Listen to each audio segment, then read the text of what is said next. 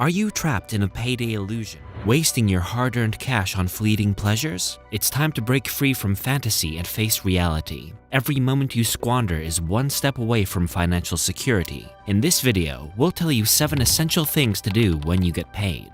1. Reassess your net income. Most of us think of our net income as the income after taxes, but this is where we go wrong and overestimate the money we have. We need to first deduct any saving plans we have in place, such as 401k or Roth IRA.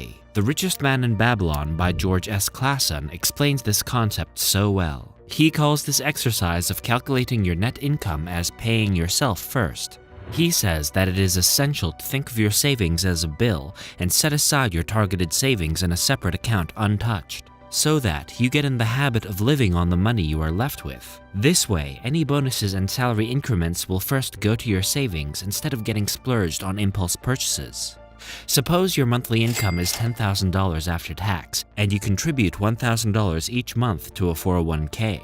Then your real net income is only $9,000. Now, this is the money you have to spend, save, invest, and pay off your debt with.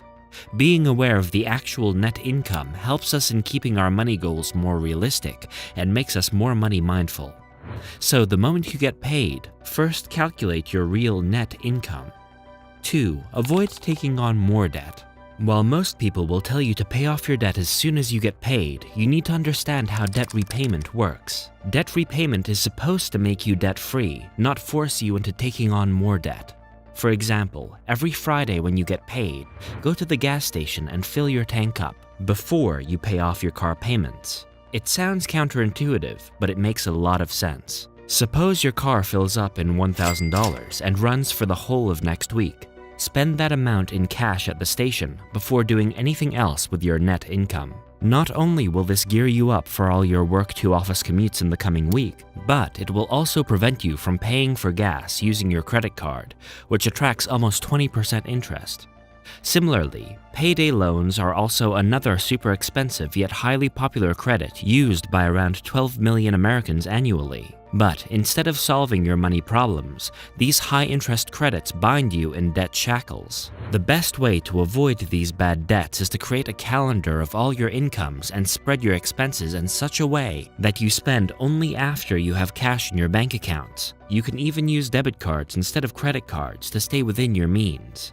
This way, you avoid new debt and spend only on necessities. 3. Get groceries. People call it the coffeenomics these days because cutting down on your outside food is one of the easiest ways of saving money. Also, eating healthier home-cooked meals helps you stay in shape, so you save on future medical bills and expensive gym memberships that you barely use. Let's crunch in some numbers. Suppose you have 3 cups of Starbucks' Grande Coffee Americano for $3.45 per cup each day. So, your total cost is $10.35 per day, or $310.50 per month. Then, you throw in a bagel for breakfast and a cheeseburger with some fries for lunch every day. This will cost you another $20 per day, or $600 a month, bringing your total food cost to $910.50 a month. And this is without considering dinner. Now compare it with the costs of making a coffee at home. Even after using the highest quality coffee grounds and including the costs of filter, electricity, water, and coffee maker, the same 16-ounce coffee would cost you only $1.80. This means you save 3.45 minus 1.80 equals $1.65 at least per cup of coffee, or $4.95 a day, and $148.50 a month. Simply by making coffee at home. Even Warren Buffett's wife, Astrid Manx, said she wouldn't pay $4 for a cup of coffee when she could get a pound of coffee for that much. So, it's high time you looked into your coffeenomics. Similarly, a bagel costs approximately 67 cents from the grocery store, 22 cents to make at home, and $2.10 at Dunkin' Donuts. This means even if you eat from the grocery store, your bagel costs you $1.50 less and saves you $45 a month. Likewise, your burger and fries meal would also cost you around $10 less per meal if you made it at home, leading to at least $250 savings in a month. So in total, you can save around $148.50 plus $45 plus $250, which equals $443.50 a month by eating home-cooked meals. Therefore, after you've got your tank filled up, head straight to the grocery store and get your fridge filled up too. 4. Pay your bills. Next up are your rent and utilities. Once you are all set for the coming week, pay your monthly bills. If you get weekly pay but bills are monthly, still set aside 25% of your bills every week in an envelope. Dave Ramsey is the biggest proponent of the cash envelope system. He suggests it's the best way to prevent going overboard on some expenses and having nothing left for others. In his approach, you first make a budget of how much you need to spend under various expense heads such as rent, utilities, and entertainment. Then you set aside that amount in various labeled envelopes. This way you earmark an amount for every expense. This prevents you from overspending on your entertainment because you know you will have to pull out some money from the rent envelope and then your landlord will kick you out at the end of the month. It bursts the bubble of having more money than you actually do, as you budget your bills beforehand and know exactly how much you can spend on your wants after all your needs are taken care of. The psychology behind it is that when you see how much cash goes into your necessary expenses, you become more aware and try to cut down your unnecessary expenses. Also, it encourages you to find out your hidden expenses or renegotiate your bills. These have been eating into your income since eternity because you have never paid attention. By earmarking your money, you get a much clearer picture of where all your money goes. An essential step to knowing what you've been paying for till now, but don't actually need it anymore, such as an unused OTT subscription or a costly old electricity plan that your landlord gave you when you rented the home 5 years ago. But if you don't earmark your needs, you neither avoid credit card debt nor find out any hidden expenses and simply spiral into the debt trap without knowing what actually hit you that hard. 5. Create an emergency fund. While your rent and utilities are expected expenses, you never know when some unforeseen expenses come up. For example, as you commute to your work daily, there are higher chances of a car breakdown. Even the economy can cause you a major setback. Suddenly, if a pandemic like COVID-19 hits, you could lose your job or need hospitalization.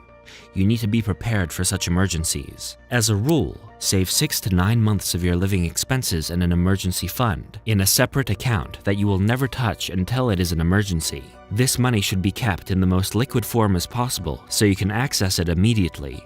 But you should never save too much in this fund. The reason being, although cash in a bank creates liquidity for short-term emergencies, in the long run, you lose money due to inflation. So always keep only the necessary amount, but not too much. Also, stick to the true definition of an emergency.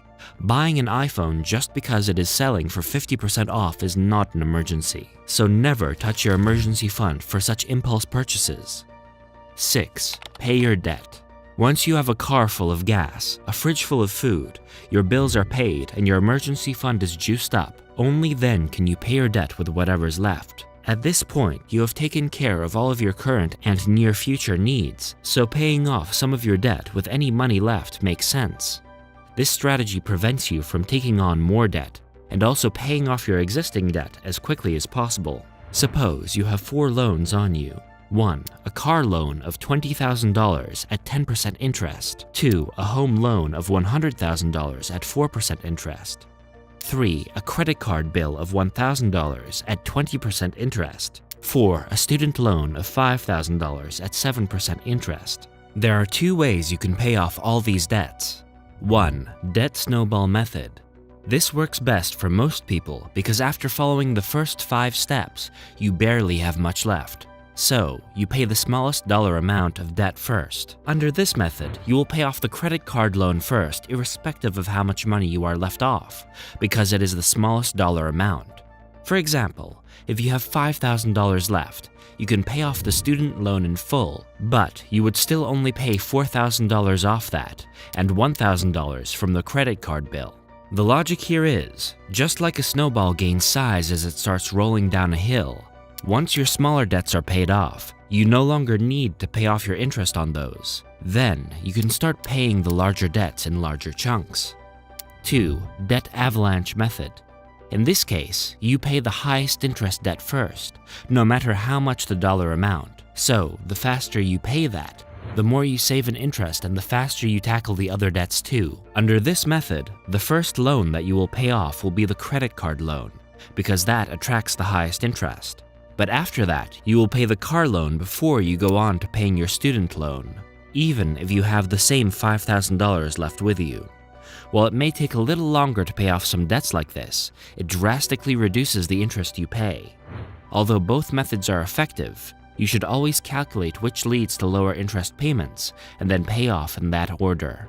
Otherwise, you can also consolidate all your loans into a single loan and just make one payment to simplify the whole process. Achieve, Discover, and SoFi are some of the most recommended debt consolidation vehicles according to Forbes Advisor.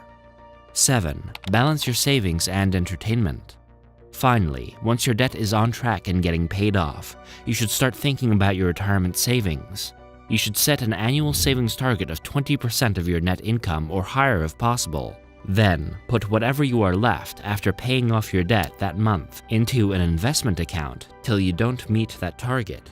This way, even if you don't meet your annual targets for the first few years, you will still get into the habit of saving more, and it will automatically budget your entertainment and leisure activities. You wouldn't blow up all your money on movie tickets, but rather watch free movies in the park just so you could save for your comfortable future. Gradually, as you pay off more of your debt, you will be able to save faster.